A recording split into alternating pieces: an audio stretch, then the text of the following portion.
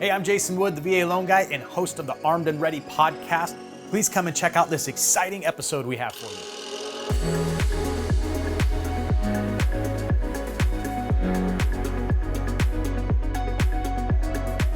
Hi, and welcome to another episode of the Armed and Ready podcast. I'm your host, Jason Wood, the VA Loan Guy, and today we have our guest, Dr. Chuck Rylant, with us today, and we're super excited to have him on the show. Prior law enforcement, he's an author, so just a bunch of cool stuff to share with us. So, Doctor, thanks so much for being on the show today with us. Thanks for having me. Looking forward to talking with you. Yeah, so, man, you got a bunch of past probably cool stories you could share with us, but tell us a little bit about, I know you served in the police force and did some time in law enforcement and, have since, moved on to some other ventures and things, but tell us a little bit about your experience in, law enforcement and, where you are today. I know you're an author and I've written a couple of books too. So walk us through some of your experience. Okay. I worked at a couple different police departments here in California. I did many of the roles, including patrol, training officer, detectives. Much of my career revolved around training in terms of different force options, things such as arrest and control or defensive tactics, firearms. And I'm retired now, but I still work at the police academy teaching those things. And I also serve as an expert witness in use of force cases. So that's what I do, spend a lot of my time doing. And I'm real into Brazilian Jiu-Jitsu. I have a black belt in Brazilian Jiu-Jitsu where I still teach that. And I've written different books along the way and been in some different small business ventures as well. So I kind of do a lot, but that's the short version of a long story. Gotcha. Okay. So the Brazilian Jiu-Jitsu, was that something that was kind of part of your training and what you did in the police force, or is that kind of on the side separate, or how does that interweave? Both. I've always done martial arts since I was 14 years old, and I did more of the stand-up stuff like Taekwondo, and then I got in a fight once as a cop in my early days, and one of my partners said, we got to try this thing called Brazilian Jiu-Jitsu. I didn't know what it was, and I was kind of against it because I had been competing in Taekwondo. And then my friend gave me this video, old VHS tape that had been recorded over and over and over again. This was real grainy of those early UFCs. Oh, yeah. And after that, I was kind of like, I got to try this. So I drove down to Los Angeles and started taking classes with the Gracies and Torrance way, way, way back in around 1999. And I've never stopped since. And then I started teaching it. And so I've been both a student and a teacher of jiu-jitsu in law enforcement and in the civilian world. Oh, that's cool. So, I mean, like those old UFC tapes, that's when it was like all bloody on the ring, and it was pretty barbaric that first year of the UFC. Yeah, they were fighting back then. Now it's a sport, they're still fighting, but it was more of a real fight back then. But yeah, different times. So I'm curious, just because I have a really good friend of mine who's been in Taekwondo at very high levels, still is. So I hear and see a lot of it, but what's kind of your, I guess, comparison or contrast? You get Taekwondo versus Jiu-Jitsu, and is there any like benefit to having training from both, or how does that kind of interweave with itself? That's a great question. As a police officer in the early days, I only knew stand-up, and so I had sparred and competed. But I think what the biggest difference between the two, at least for law enforcement, is there's not a lot of opportunities to do back kicks and spinning kicks to people's heads in law enforcement. I mean, it would look kind of cool, but it's probably not appropriate most of the time. Right. But the important thing is when you compare jiu-jitsu to Taekwondo is even when you're sparring pretty hard in training or even in a tournament, you're really not going 100%. You're kind of pulling back kicks and strikes to work with each other. But in jiu-jitsu, you can kind of spar 100% because you can tap out before the injury occurs. So you kind of get a more realistic feel of what your capabilities are in training. Unlike what I think in some of the stand-up arts where you kind of have to have a little bit more self-control. I think that's one of the big differences. I can't imagine, pulling somebody over and then doing like a swinging roundhouse kick to the head to drop them, to put cuffs on them. That probably wouldn't look too good. It would look pretty cool, but it would look bad at the same time. Yeah, the news would be all over that, especially with the body cams. Although it would look cool. Interesting. So, in your time serving in law enforcement, law enforcement, I guess, last couple of years has been a big buzz in the media, right, with the whole defunding and stuff. What was your experience like in law enforcement? Did you run into hairy situations and stuff, or have to deal with friction with the public or anything like that? Yeah, I started in a small town called Lompoc, which was it's right by a military base called Vandenberg. Well, it was Air Force Base, now it's Space Force. Yeah. But the town was to some degree impoverished back then because it was before they were launching satellites. So when you have kind of a lower income town, you had a lot of drugs, and it was a very small department. So sometimes there'd be 2 or 3 of us on a graveyard shift. And so we got to experience everything that, as a young officer in my early 20s, that was exciting: action, car chases, fights, all the stuff that I signed up for. So it was exciting.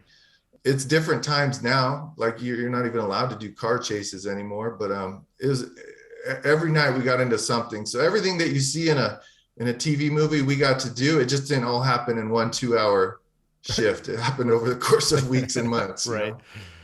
Now you also have authored some books. Was that something you did while you were still in law enforcement, or was that kind of an after kind of retirement gig? Or tell us about that a little. Yeah. So the very first one, when I first retired, I was dabbling in being a financial advisor as a second career. And it was always a hobby of mine. I was kind of doing my own finances, investing. It was just an interest of mine. And I was helping my peers. And so I kind of had like a side career. And so I ended up writing a book kind of geared towards similar people who were young officers just getting started with their finances. And that kind of sparked my interest in writing. And from that evolved a total of 6 different books. I have a couple of books in my head right now that I'm trying to put on paper. But a couple of books about jiu-jitsu and a book about police officer shootings. So I enjoy writing. Let me rephrase that. Nobody enjoys writing. I like the outcome of the book. I like the finished product. And I like when you're writing, it forces you to really get clear on your thoughts and in order to put them on paper so somebody else could understand them. And so I really enjoy that process. Yeah, it's interesting that you mentioned the writing piece, because I think of writing a book to be kind of an intimidating or a daunting task, right? I just remember like from college, like having to write like essays and term papers and stuff like that, and you're writing 5 or 8 page paper, and it's like all you can do to get through it. But here you have books with like hundreds of pages. Like, how do you even get to that point and then flip that switch? Yeah, well, I've done a few different ways, but I would, for somebody that wants to write a book but hasn't done it, I would suggest just start dictating into your telephone, or your cell phone. Just start recording your thoughts. And what I've done before is, once I have a whole bunch of these little recordings, I upload them to a company and they transcribe them. And then all of a sudden I can start organizing things, and very quickly you can make a lot of pages come out. Another way that I did 2 of my books was I interviewed 12 different people, and these were all jiu-jitsu black belt fighters. And each time I did an interview, I published it online. And so once I got to 12 of them, I put it together as a book. And so that kind of gave me that immediate gratification of, within a week or so, I'd have 1 chapter done, and I'd post it and I'd be able to get feedback from people. And so that was much less daunting than perhaps writing the full 200 pages or whatever all at once. Gotcha. Yeah, well, that helps me wrap my brain around it a little bit more. So how many books have you written so far? 6 books total. And then I have a few in my computer that they're projects, but they're not quite books yet. Gotcha. Well, I like the helping like the new officers, right, with finances and stuff like that. I feel from an education perspective in public schooling that, finances aren't really anything that's taught, right? And unless you want to like pursue it on your own, maybe in college, but really just you have to kind of get after it on your own to really have a grasp of it. So tell me a little bit about that book and, what you're writing to these new officers about. Yeah, that was several, it was probably almost a decade ago.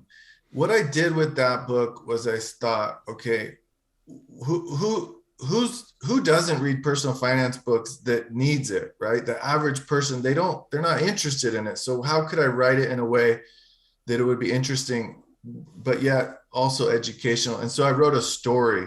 And it's a story about a young officer who gets married and he's going through all the mistakes, at least that I made, and many of the people that I know made. And they're working through those financial mistakes. And by the end, they meet like a mentor, and he kind of teaches them some ways to save some money and all that kind of stuff. And then in the end, they figure it out and live happily ever after. So it's kind of a happy ending kind of story that teaches you along the way.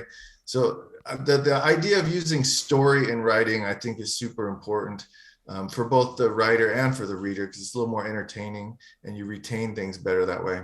Yeah. Yeah. I like that. What are you, being interested in that financial realm and doing some of your own stuff? We've had quite a run in the stock market over the last couple of years, and looks like we're headed for new records again. Today has been a pretty nice day in the market. But what do you see? Like, what kinds of things do you suggest people get invested in? And what are you seeing, for the future coming up with, next year and stuff like that, and how, maybe inflation is affecting things and those types of concerns? Yeah, I'm not going to be able to give you a real cut and dry answer because the world is changing so fast right now, and I don't know how far you want me to go down this rabbit hole, but I don't feel very comfortable in the future stability of the U.S. in terms of finances and stuff. And so I'm in this state where I'm concerned heavily about inflation. I'm concerned about where things are going to go politically. And I'm kind of really in this mindset where I don't want to use the term prepper, but I'm definitely starting to prepare for a different time. So much so that we bought a ranch and we bought some cattle and growing a garden. And we're kind of like thinking a little differently than just socking money away, because the money may not be worth as much as it once was. And so I'm really changing the way that I think about the future in terms of finances, because I'm not so sure it's going to be as stable as it once was. So I don't know if that's an answer or not, but that's kind of where my mind's at these days. Yeah, I would echo those sentiments. It's a very quick changing environment that we're in right now, and it could change it without a moment's notice, right?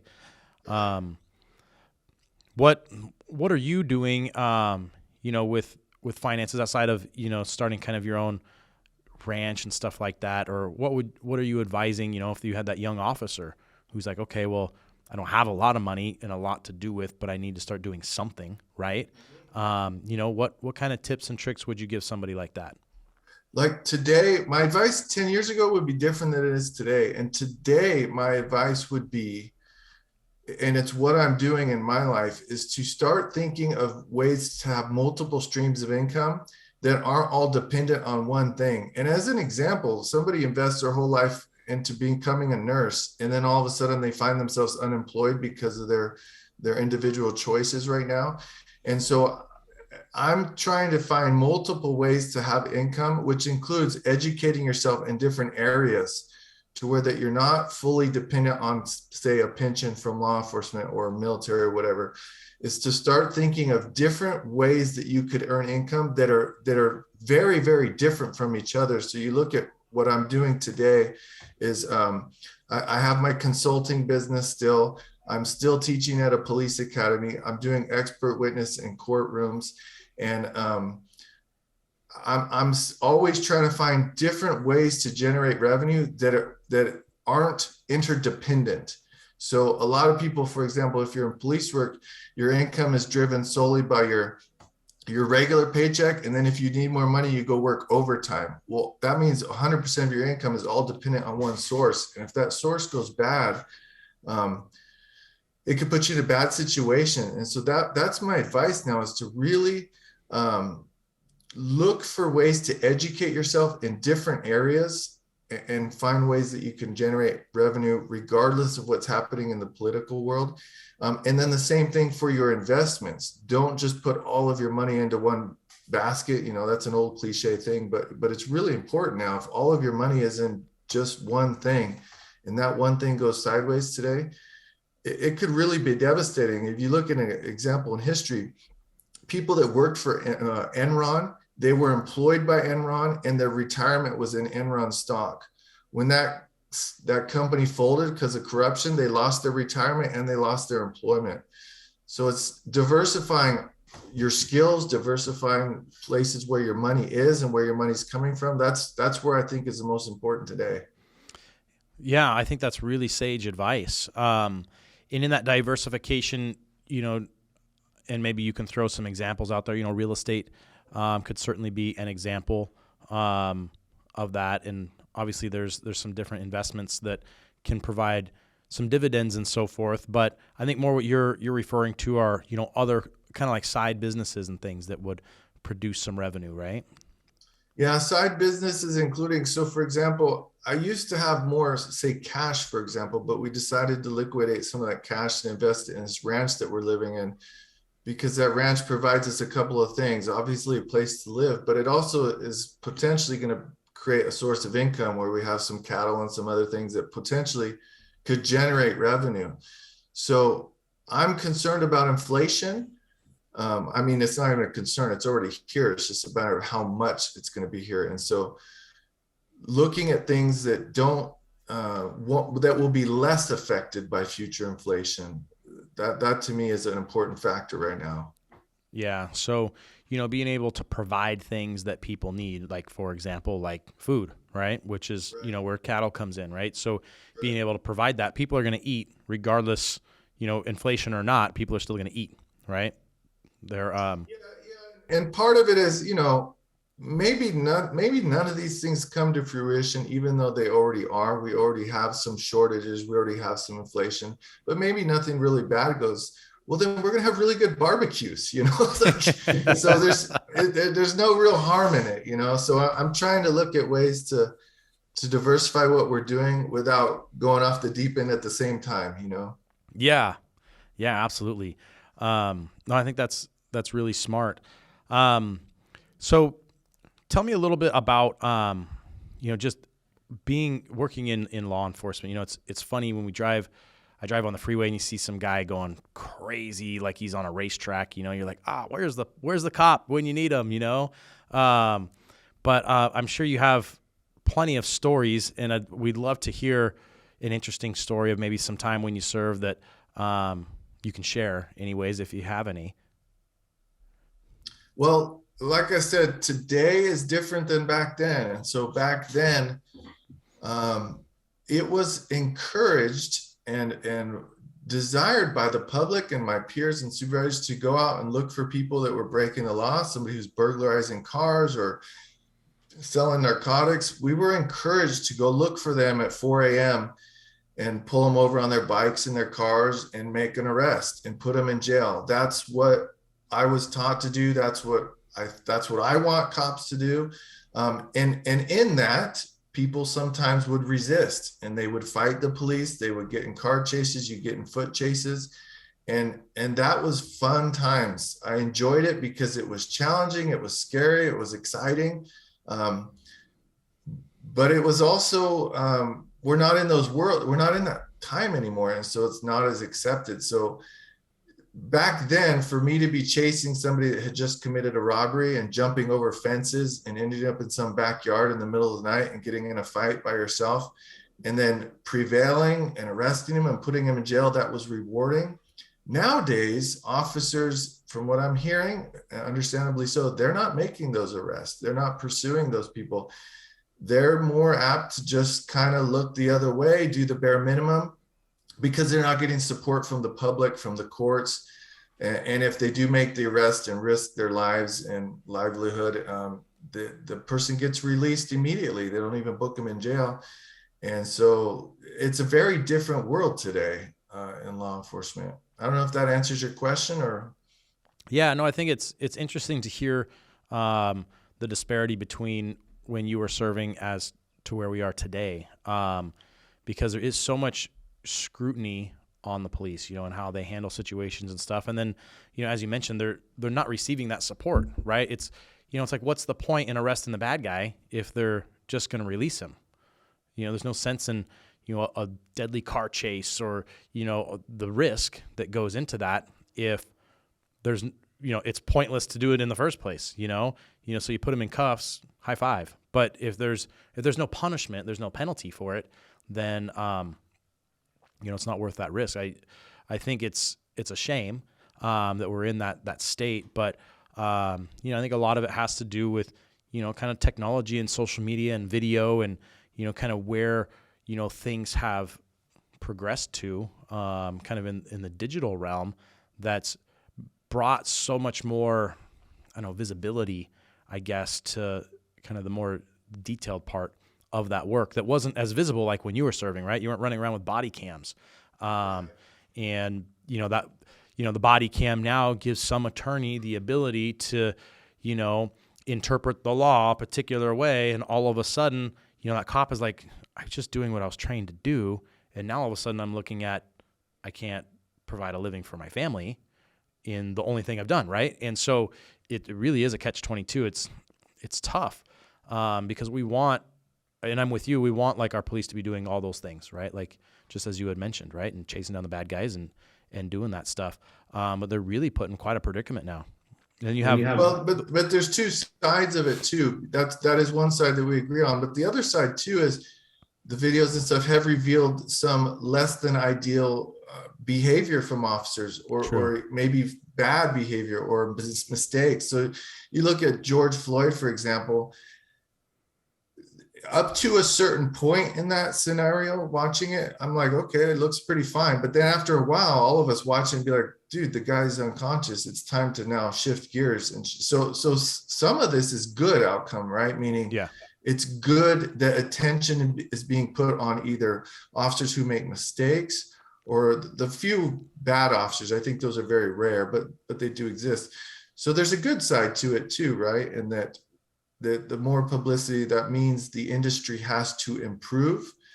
But having said that, if you ask anyone to name the people who've been abused by the police, they can name 3 or 4 people. And 3 or 4 people out of millions and millions of contacts, those are pretty low numbers of really bad, egregious examples, right? Yeah. And so for the most part, officers are doing a pretty damn good job, but occasionally some mistakes are made and sometimes some bad officers are there. Just like if we were to put a camera in the operating room, the public would freak out to see how many people doctors kill per year. I don't know. I heard some statistics that they kill 250,000 people per year by mistakes. Now, don't quote me on that, but I heard something like that.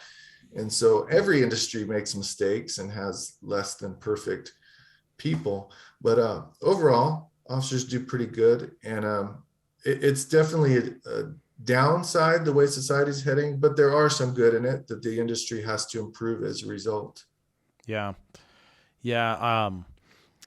I think there's definitely like some good, the good that'll come from it, with training and stuff like that. And, just helping to make the forces better and, be probably more proactive or practical with how they apply, their different use of force and stuff like that, in the measures that they're trained on. On the same side, and you could probably attest to it too. I got to imagine, when you're in one of those situations, adrenaline's flowing, you got the bad guy, you got him in your arms, like it can be hard to kind of peel back sometimes. And that's really where that training comes in, right? Is when to let go, which is where, I think martial arts is a big part of that too. And learning, the discipline of when to pull off and pull back on some of the force, right? Yeah, that's what I spend most of my time with these days. I get hired to review scenarios from police officers and from the public. When 2 members of the public, maybe there's a shooting or a fight or something. And I'd say 99% of the time I watch the video and I can hit pause and rewind and pause and rewind. That's what I've been doing for the last 4 hours, is hitting pause and rewind on videos while I take notes. And the one I'm watching this morning for 4 hours, I only got through 3 minutes of the altercation, and I'm hitting pause and rewind, and the people in the altercation don't have that luxury to hit pause and rewind and redo. And so they're in there, like you said, adrenaline, they're excited, they're scared. So it's very easy to look in hindsight and say, you should have done this, you should have done that. Well, yeah, but they didn't, because their brain wasn't functioning in the same capacity that you and I are here, calm and relaxed. They're in the action. And so they're having an adrenaline spike and all these things. And so it's really, really difficult to change gears in the middle of a fight or flight response. It's very, very difficult. And you're right. The more training you have, the more experience, the more capable you are of pausing and shifting gears. But that doesn't mean you're not a human, right? Right. Even with training, you're still a human, you know? Yeah. There's still going to be the opportunity for, that mistake. And, that's going to be a tough one, depending on what it is. And, the addition of like technology and media and stuff like that just exploits that stuff even more. Right. So there's kind of that higher requirement for perfection, which, as we all know, no one's perfect. Right. But, there is kind of that higher demand. So you spent a little bit of time, I think, doing some SWAT stuff also. Yeah, I was on a SWAT team towards the end of my career. SWAT team was it's really what's the word? It's like TV friendly. It looks cool and everything. Yeah. You more so back in the day than today. You get to kick doors down and run in there with guns. That doesn't happen as much anymore. But to be truthful, I'm glad I have that on my resume. I'm glad I got to do it. But most of the exciting things happen as a frontline patrolman, because you're getting called to crimes in progress. So there's literally action occurring when you're getting sent there, or you initiate it by you pulling somebody over and the action is occurring right in front of you. But by the time the SWAT team gets there, for the most part, all the action's already done, and they put on the fancy outfit and it's usually not as exciting as it appears on TV, to be honest. So what is the SWAT team actually doing in those situations? Well, I'll give you an example. Like what's typically happening today with a SWAT team is you get a call of a man with a gun. He's maybe mentally off, and he's got alcohol or drugs on board. Maybe his wife and kids are huddled up in the bathroom because he's angry. And so you kind of have a barricaded subject with a gun, maybe a hostage situation. This would be something patrol would go to. They'd get there and they'd try to call the guy out. If that wasn't working, SWAT might come in, surround the place. And what they're going to do nowadays is they're going to do everything they can to not go in there. They're going to use the phone call, use a bunch of strategies to try to coax the person to come out. And so they don't, the days of running in, doing search warrants with guns drawn, those are kind of not real common anymore. There's just so much liability without a lot of reward. And in fact, here's a downside in that call that I just told you about. Those are really common nowadays because people are having, I wouldn't call it mental illness, but they're going through a rough patch. And so they're depressed, maybe they're taking antidepressants or whatever, lost their job because of COVID, and they're fighting with their spouse and drinking because they're all cooped up in the house all day. The kids are home because they're not in school, and things are going bad. And so if you have a guy in the house with a gun and the wife comes out and says, my husband, he's off. He's got a gun. He says he's going to kill himself. He's going to kill everybody that comes in. If that person is alone in the house nowadays, no one else is in there. No one's being held hostage. The police aren't even they're going to leave. They're not even going to engage in it. Wow. And it's because of the liability risk. And so you look at it from a public service point of view. The cops are saying, hey, I'm not going to go into this situation, risk my own life, and risk getting sued and getting fired for somebody who just wants to hurt themselves. But then you look at the wife who's like, I called the police and you guys just left. And my husband's still in there, depressed, suicidal, all these other things.